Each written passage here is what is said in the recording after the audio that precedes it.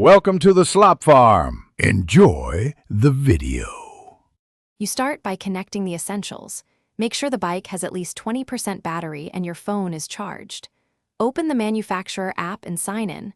Once done, complete any 2 FA prompts so the app can provision the lock.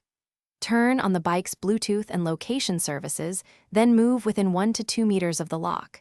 Now pair the devices in-app, authorize permissions, and accept firmware prompts. This initial connection lets you send lock commands and see status in real time.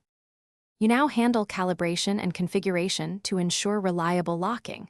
Start the lock calibration routine in the app so magnets and sensors align, follow on-screen motorcycles, and confirm success. Next, set a secure PIN and enable biometric unlock if you want convenience without sacrificing safety.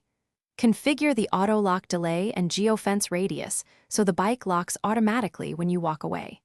If a firmware update appears, install it, updates fix timing, and you finish by verifying full protection. Command the lock to engage and check that the app reports a solid locked state. Once done, perform 3 quick lock/unlock tests from various distances to ensure consistent response. Then add a physical cable or D-lock through the frame or wheel for theft deterrence. Save recovery keys and enable remote alerts so you receive instant notifications. Troubleshooting tip: if the lock won't engage, check battery level first. Then restart Bluetooth and the app. If that fails, repair the device or reinstall firmware.